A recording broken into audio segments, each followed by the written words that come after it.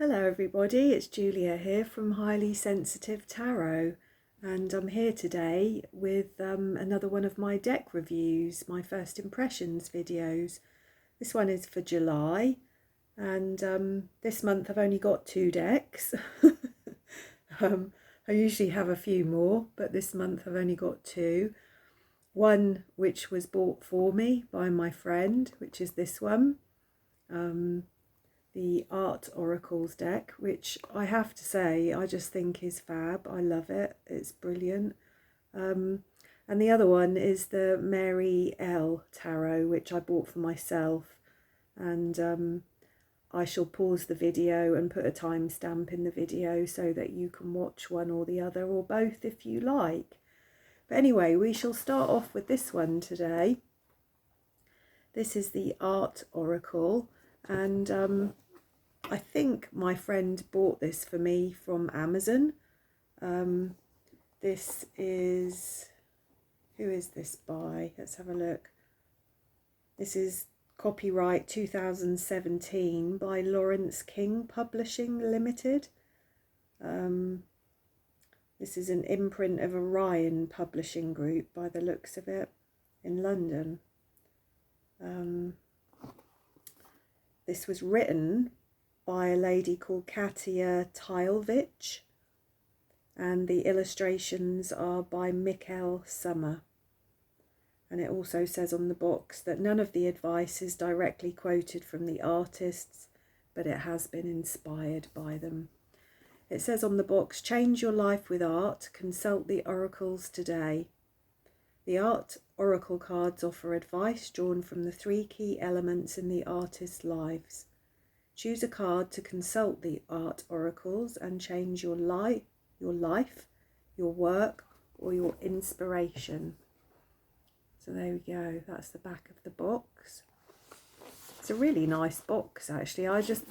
There isn't a thing that I don't like about these cards actually, and I really look forward to using them. There's a little guidebook that comes with these cards that has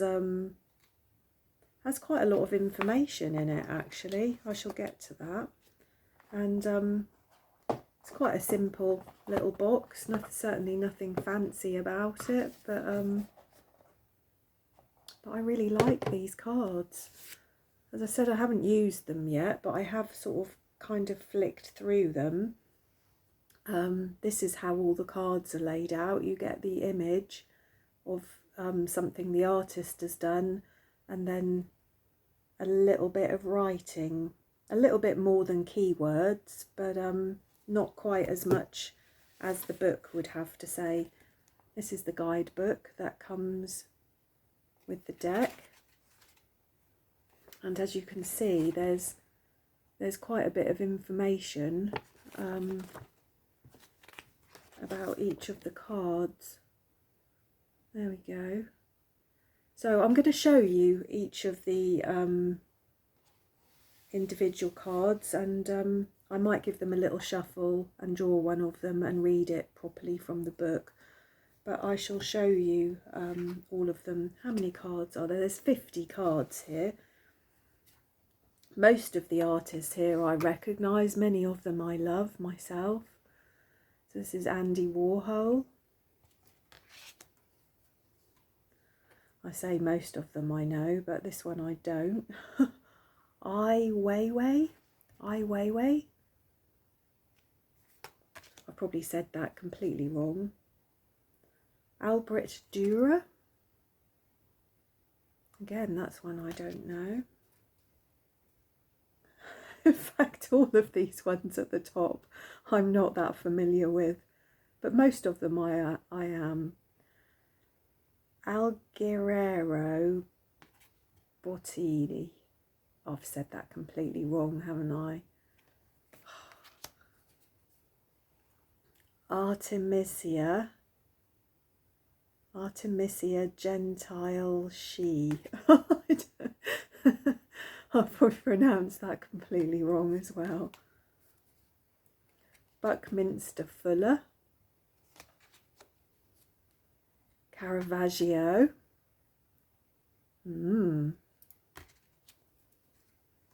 Charles and Ray Eames, Cindy Sherman, Damien Hirst, Diane Arbus, Edvard Munch. I've got a beautiful painting of his in my kitchen, actually, the sunrise. I love that. Filippo Marinetti, Francisco Goya. There's quite a dark influence to quite a lot of these pictures and these images here. Frida Kahlo. I know who she is, but I can't pronounce her name. Frida Kahlo. Georgia O'Keeffe.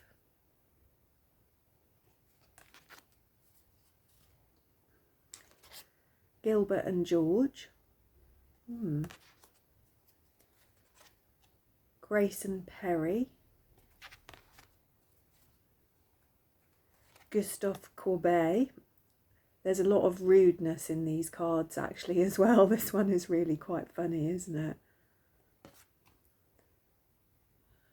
Yeah, Gustave Courbet. Gustav Klimt. Beautiful, I love Klimt. Henri Matisse. Jackson Pollock, sorry. Jean-Michel Basquiat. I don't know, I probably said that terribly wrong. Jean Cocteau. Jeff Koons.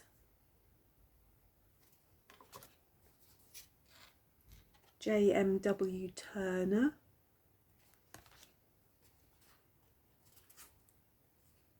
Joseph Buys.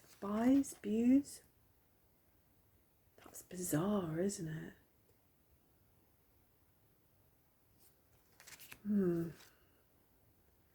Le Corbusier. Again, I'm so sorry about my pronunciation. Leonardo da Vinci. Blimey, that's quite dark as well, isn't it? Louise Bourgeois. Yeah.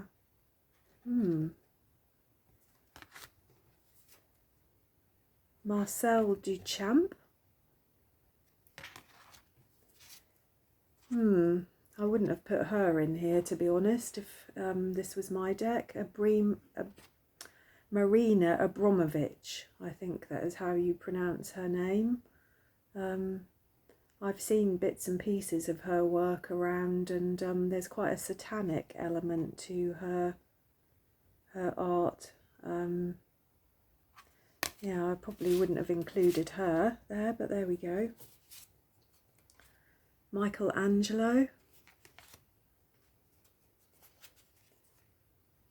Mies van der Rohe. Does that sound right? Orlan. Picasso. Pablo Picasso. Oh, it's quite brave of me actually to try and even attempt most of these artists' names, isn't it? At the risk of looking really stupid. Paul Gauguin.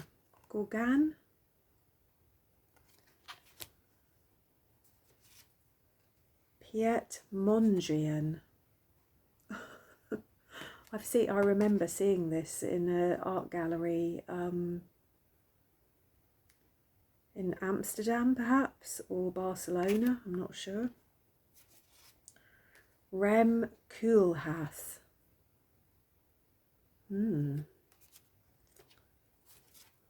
Salvador Dali. Brilliant. Sonia Dulani. I like that very much actually with the circles.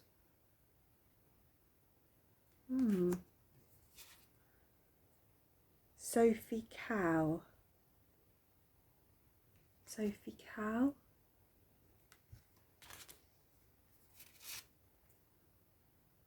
I think that's pronounced Titian. Titian?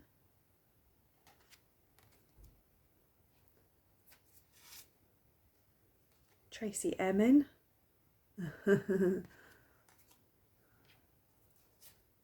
Vincent van Gogh.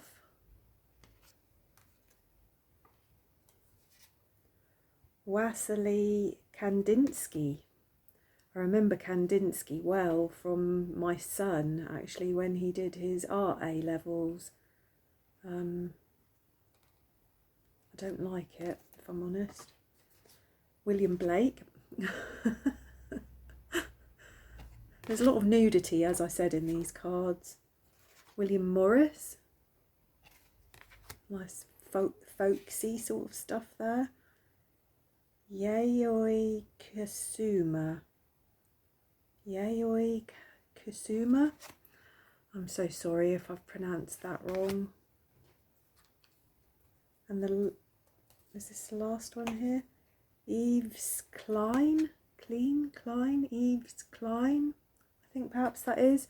So I probably am very familiar with about half the artists there, and I'm probably heard of about 3/4 of them. Some of them I've never heard of before in my life. And it'd be interesting to use these actually and to get to know some of these artists. Some of these things I would not, you know, some of these images I would never have in my home, hanging on my walls. But they're interesting to study and to read about, for sure. So let's just give them a little shuffle, and I shall choose one, and then I shall read from the card and the book, and we'll have a little look in more depth at the card. So they're quite nice cardstock as well, actually. They're quite thick. They're not bad at all, to be honest. They shuffle quite nicely. So we've got Andy Warhol. He's come out. Not something that I enjoy particularly, his style of art there at all, really. The words on this card are: eat dessert before dinner, give your 15 minutes some time. I'm assuming that refers to people having 15 minutes of fame, perhaps. And wanting can be better than having. And I think that this is, life is eat before dinner, work is give your 15 minutes some time, and inspiration is wanting can be better than having. So they're quite thought-provoking actually, aren't they? Let's just see if the book has anything further to add to that. I don't think these are in any particular order. They're not numbered. So it's just a case of flicking through the book till you find the artist. So here we go. So for someone who believed that every person gets 15 minutes of fame, Andy Warhol took more than his share as an extraordinarily significant 20th century someone. What did an old white wig do? He revolutionised the use of silkscreen painting for his canvases of Campbell's soup cans. Mayo de Jongs and Marilyn Monroe's. He founded the Factory, his studio and den of artistic debauchery. He briefly managed the seminal 1960s group The Velvet Underground, and he even survived being shot. A sweet tooth who ordered dessert before dinner, Warhol saturated art with pop and fueled the love-to-hate contemporary market. Go ahead and blame Warhol for everything about present-day art. He would appreciate that. So a bit of a rebel there, really. Yeah, so I don't know whether these are something that you like the look of. As I said, they're a good way to learn about art. They're a good way to think intuitively about art. Yeah, I think I shall enjoy using them, to be honest. I think they'll go well with some of my tarot readings. So yeah, as I said, my friend bought me these, and bless him, and I'm very grateful to that. And I shall look forward to using them. So there we go. That is the art oracles. So I'm just going to pause the video, and I shall be back with my next deck of tarot cards, which is the Mary L Tarot. Okay, so this is my second deck to show you for July, and this is a deck I bought myself. I'm always kind of scanning the internet, looking at various different websites, looking for inspiration. Collecting tarot cards has become a little bit of an obsession, I have to admit. But I'm trying to be a little bit more discerning these days about things that actually really I feel in some way or another. And I saw this deck online, and I ended up buying it from the Holistic Shop, which is an online sort of holistic health type shop, I guess, in the UK. It's not far from where I live, actually, to be honest.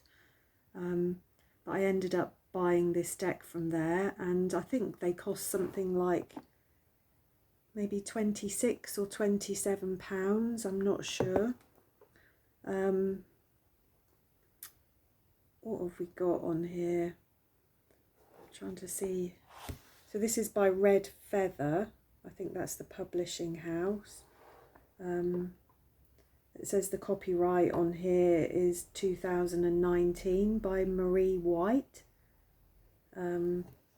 This is a second edition box, and the reason why I wanted this deck, really, to be honest, was first of all just the artwork.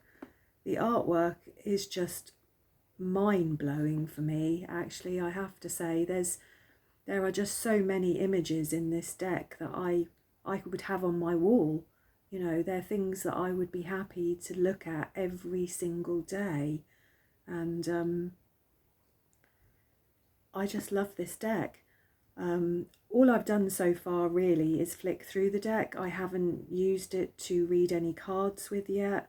I have started to read the book that comes with it, because there's just layers and layers to these cards. I absolutely love them. I absolutely love them. It's quite a nice little box that the cards come in. It's one of those sort of magnetic-y type boxes, which is really nice. The book is fantastic. This is going to be my bedtime reading, I think, for a while.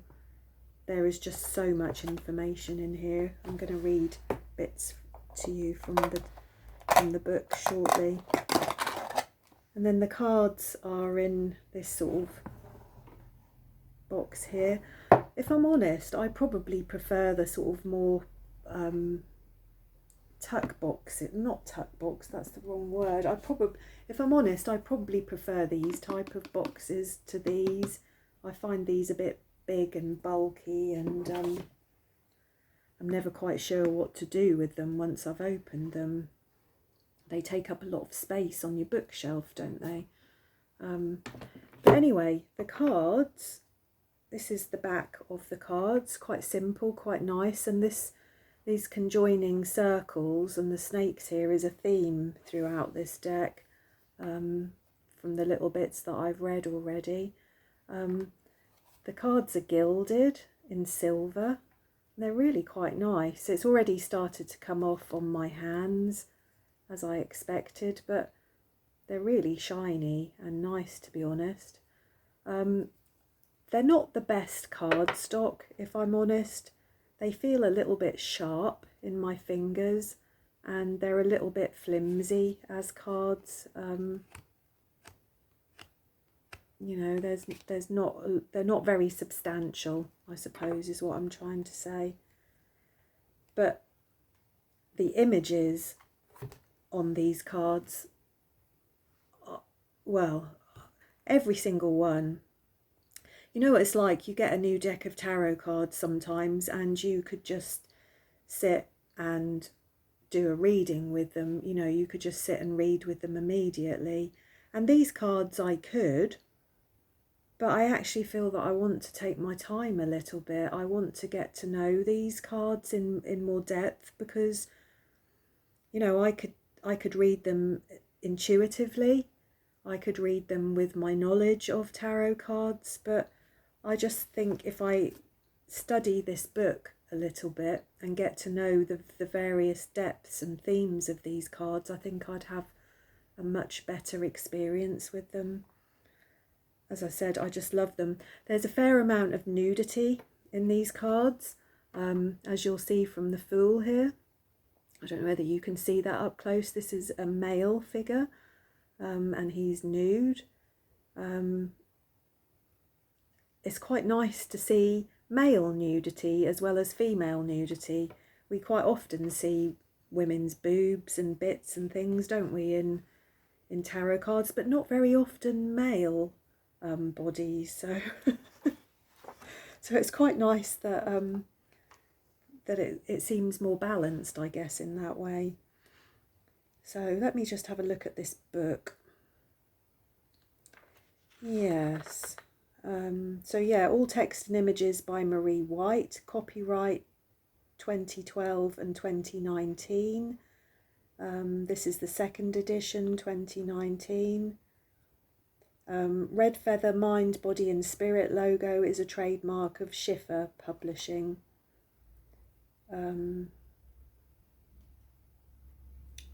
I don't know where they're based. I would assume in America somewhere. This is an absolutely fantastic book. I love this book. I'm just going to read you a little bit from the beginning of the book, from her introduction. What did I want to read? I've got up to about the Emperor of reading through these cards. I'm really trying to take my time and let these cards soak in. Where are we? I love how she has described tarot really here. So she said the major arcana, which begin in the pseudo-apocalyptic Middle Ages deep in the clutches of the Black Death, first opened its eye amidst one of the most artistically creative times in all humanity. It is a universal key, an alphabet, with which one can write the powerful name of every single thing, even God. And the poetry written with that alphabet is the minor arcana, which is a really fascinating way of looking at tarot, isn't it? I want to tell you how it is every bit as meaningful as the major arcana, and how a perfect, beautiful symmetry exists between the two, how they represent the world of spirit and the material world, and how they make each other flow through each other and are actually one entity, like the two circles of the Lemniscate. Oh dear, I don't know what that word means. Lemniscate. Lemniscate. I'm going to have to look that up. I do apologise. So how the minor arcana on one level represents the different aspects of your body and soul, and how it takes you on a journey of developing the different aspects of yourself, finding, growing, balancing, maturing, and eventually all of these aspects will come together in the churning crucible of the prima materia of your body, and then meld together in divine temperance, transforming into an enlightened being that will accomplish his will in this life. Most of all, tarot is a reflection of our own soul, which is itself a reflection of the wisdom of the universe. So Nietzsche said, "Battle not with monsters, lest you become a monster. And if you gaze for long into the abyss gazes also into you." And so thus he expresses the innate fear that we have of the abyss, that even to brush against it, no matter how good our intentions, we will be tainted by it. The abyss is most simply not only introspection, looking within yourself. At first that sounds easy to do, but like the abyss, the calm surface is deceptive, and in truth it is a bottomless pit that contains many demons and monsters. But it also contains your own true will, everything you ever wanted to know, and your salvation. But you must be willing to dive, or be foolish enough to stumble. And so begins the progression of the major arcana as the fool walks off the mountain and into the open air. He goes on to migrate and evolve through all 21 cards of the major arcana, moving from a state of pure innocence to a state of divine experience, and through the 56 cards of the minor arcana, where he will become born on earth as a chariot and throne of the divine. Excuse me, I feel like I'm going to sneeze. Yeah, so, was there anything else I wanted to say?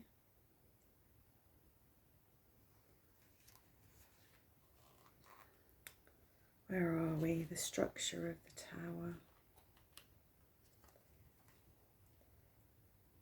So yeah, she talks quite a lot here about the history of tarot, the structure of tarot.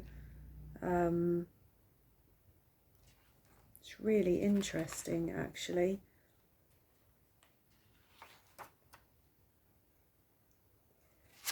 What was the... Sorry, I'm flicking around. I should have marked this last night in the book when I was reading it. So there was bits here that I wanted to make sure that I told you. Yeah, here we are. So she's saying here that basically the Rider-Waite and the Book of Thoth were the very particularly influential and popular tarots of the 20th century. But as it became more widely available and accessible, the population of tarot decks exploded, as did the use of tarot. The traditional old Marseille, the mystical Rider-Waite, and the occult Thoth were the three pillars that upheld and fed the modern tarot structure. And it's on those three decks that this lady is saying that she's based these cards, really. So on the traditional, the mystical, and the occult. And she's saying that these are the three pillars, and it's in respect of their wisdom and tradition that she has designed and created this fantastic deck. Now, every card in this deck has got a couple of pages devoted to it. There's a lovely little quote from somebody famous. She talks about numerology, astrology. There's lots of occult references here. The Kabbalah is here. There's lots of stuff about chakras, Kundalini. religions from all around the world. There's lots of biblical stuff here. There's just so many interesting little bits and pieces, things that even I, who have, I've been reading tarot cards since I was 21, and I've read a lot of guidebooks and I've read a lot of books about tarot, but I hadn't realised that with the card the Fool, for instance, if you count all the cards in the entire deck, the Fool is the 78th card. If you count all of the major arcana, the Fool is the 22nd card. So while the Fool can go anywhere, he naturally falls into 4 numbers. So there's nothing, which is 0, 22 and 78, and together they make 100, don't they, which reduces back to 1 again. So the goal of every soul is to become a complete individual performing his purpose in life. When we look at this card here, the Fool, we can see the dragons or the serpents around the Fool here, and these are the twin serpents held by the Sumerian god Enki. The butterflies are obviously symbols of transformation. She says here, when the Fool jumps, stumbles, is pushed or falls, he is taking the first step on a very long journey. Is it possible that when the Fool jumps, the abyss appears? Which is an interesting way of looking at things, isn't it? The Fool jumping off the mountain of the gods himself is a herald of the unfolding creation of the universe. She has a very, very unique take on these cards, and I absolutely love them. I don't know whether this is seemingly quite fresh to me because I'm not familiar with the Thoth tarot deck. My experience and my teaching of tarot cards has always been very Rider-Waite-Smith based, and I think this is the first sort of time I'm really looking at more occult symbols and knowledge here, of which there is a lot. The Magician here, he's holding the cube of Metatron, I'm pretty sure that is. Yeah, Metatron's cube, or a phoenix egg. So yeah, there's just tons and tons and tons of stuff here. I'm going to show you all of the cards briefly, if I can, although this video will end up going on for ages because I've waffled on a lot already. But anyway, I'm not going to stop to talk too much about these cards unless something sort of jumps out at me, really. Look at the High Priestess, so interesting. She doesn't even have a face there, does she? The Empress. Look at the Emperor there, look. So many symbols. There's fish, dragonflies. I can see all the different elements there. Just, as I said, there's so many of these cards that I would have on my wall as artwork, and I would just love. The Lovers. That's a really interesting card, isn't it? The Chariot with the wolves. Justice. I think this is Mat, isn't it? This is Egyptian goddess Mat. This, the Hermit. I mean, wow, look at that. I love the Hermit card. It's one of my favourite cards. I am a Virgo, so this energy resonates very strongly.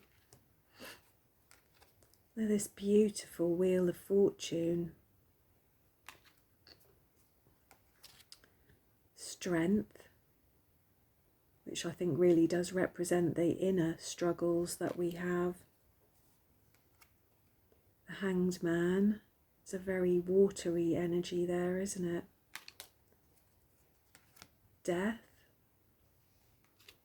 Look at this fantastic tiger here with temperance. The devil, which is really quite bizarre, isn't it? Again, I can't wait to get to some of these cards in the book and really read about the symbology of these cards. The Tower. Beautiful star, sort of wandering star. The Moon.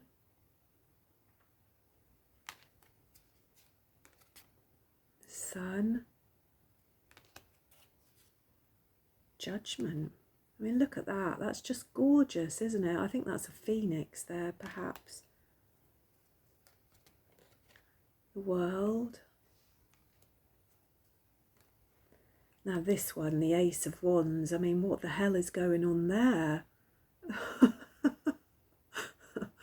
That's just like, what the hell is going on there? As with the Ace of Swords, these aces are really quite powerful images. I think they may be angels. I may have this wrong, but I have the feeling that angels are generally hermaphrodites, aren't they? They have sort of male and female anatomy. I'm not sure, but that's what's certainly going on in these cards here. There's just so many different types of religious symbology, different cultural symbology. You know, you can see Rider-Waite within some of these cards, but also they're not recognisable in many other ways as well as traditional tarot. The Two of Wands, the Two of Swords. Look at that, look, the Two of Cups.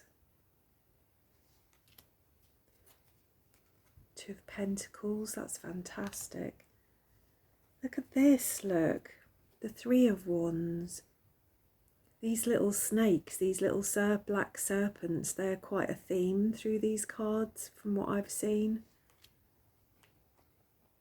Three of Swords. See, this is quite a traditional image, isn't it? Look at that, look. I could quite happily have that hanging in my hall. I can already see that image just going beautifully in my hall. Actually, this is the Three of Cups. Three of Pentacles. The Four of Wands. That's beautiful, isn't it? Four of Swords. Four of Cups. Four of Pentacles. Five of Wands. Really not sure what's going on there either. Five of Swords. Five of Cups. Five of Pentacles. Six of Wands. Just stunning. Six of Swords. Look at this, look. Six of Cups. Amazing artwork. Six of Pentacles. Seven of Wands. Just these intuitively, I just think there is so much information in these. I think it, you know, you could sit and read with this deck even as a beginner, I think. There's enough here for your intuition, you know, there's loads here for your intuition to grab hold of, actually, without really knowing, without really fully understanding what it is that you're seeing and what the designer of these cards wants you to see in these cards, what her intent was as she drew and she painted these cards. I think you could still sit and read with them, but I really want to explore the various layers and depths of these cards. What have we got here? This is the Eight of Pentacles. Look at that, look, the tiger again in the Nine of Wands. Nine of Swords. And sort of like a baboon type creature in the Nine of Cups. Sat there looking a little bit smug. The Nine of Pentacles. This is very pagan, isn't it? The Ten of Wands. That's quite beautiful. Ten of Swords. Feeling quite final. The Ten of Cups. Do you know this? This is. Well, do you know, there's another deck that I've got that I see Gustav Klimt artwork in quite a lot, and I think that's what I'm seeing here. There's a painting, isn't there, of Gustav Klimt, which is about life and death and sort of rebirth, and you see this kind of image in it. The Ten of Pentacles. The use of colour in these cards is just amazing. Look at this, look, the Page of Wands. Beautiful. Page of Swords. I mean, that's just not what you would expect to see with the Page of Swords, is it? So as I said, I can't wait really to look these cards up and really see what's going on here. This one, the Page of Cups, how beautiful is that? There's a real, I don't know, there's a real air of vulnerability, isn't there, with that card? Page of Discs. This is just starting, isn't it? Just starting in life. The Knight of Wands. The Knight of Swords. Sat on the back of an owl, by the looks of it. The Knight of Cups. Another beautiful image there. Knight of Pentacles. Not going anywhere fast there. The Queen of Wands. Look at that, look. Just amazing artwork. The Queen of Swords.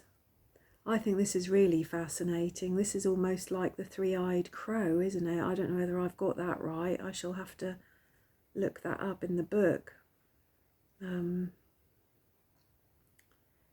Sort of, yeah. Interesting. Queen of Cups. And the Queen of Pentacles. And then the Kings, lastly. The King of Wands.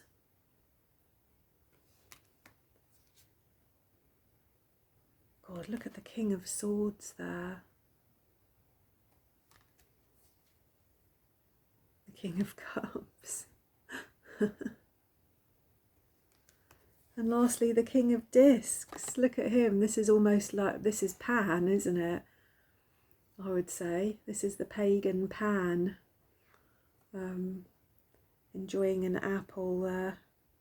So there we go. As you can see, these are beautiful, beautiful cards that you could read just sort of fairly superficially, I suppose, intuitively, with your knowledge of tarot and numerology. But I think really to get the best out of these cards, you would probably want to read this book quite thoroughly and try and sort of understand the many different layers of these cards, all of the different symbologies.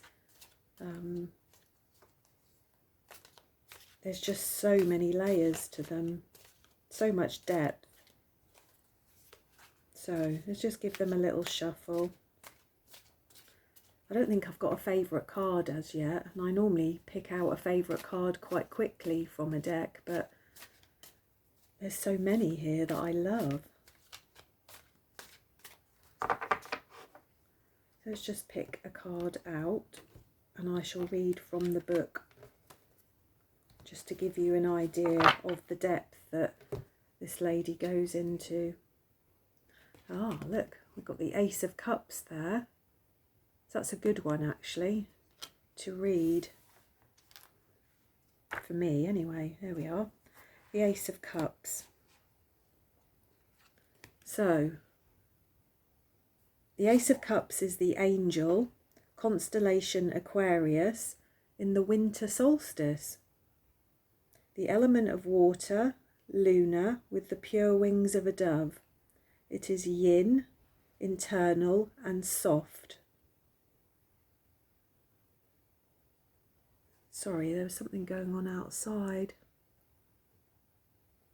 Just saw my cat dash across the garden. I hope he's not after a bird. So yeah, there we go. It is yin, internal and soft as a river. It flows around rocks where fire might blast through them. The Ace of Cups is like the moon. It is internal looking and cyclic. The emotions often associated with the Suit of Cups have a very real and important reason to exist.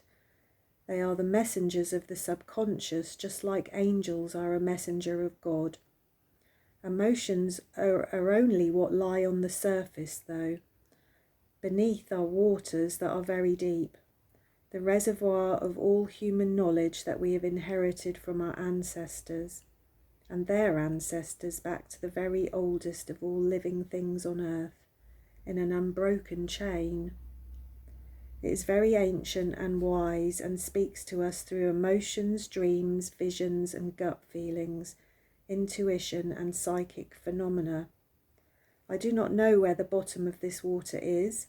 Perhaps it has no bottom and connects us all in a collective unconscious. You are the steward of a very ancient bloodline. With free will comes free will of love. When you transcend the biological demands of the subconscious and truly begin to decide how you want to love, openly and without judgment or caution, without expectation of return, with purpose, compassionately, this is the kind of powerful flowing force that is yin and can gently move mountains and shape the earth. So the key words are upright, love, acceptance, new relationships, new love affair, open heart, message from the heart, listen to what it's saying. And reverse is not ready for love, closed heart and not receptive. So there we go. As I said, these cards are deep, aren't they? They're cards to be studied and sat with and felt. These cards will probably be on my bed for the next few weeks, and at bedtime I shall probably read from the book a little bit, and I shall try to get to know these cards. So there we go. I hope that you enjoyed looking at my two new decks with me today. This video's been quite long, as all of my videos seem to be. But I hope that you enjoyed it anyway, and I hope that these might give you some inspiration or help you make decisions about what cards you might like to explore yourself in the future. So thanks for being with me, and I shall see you again soon.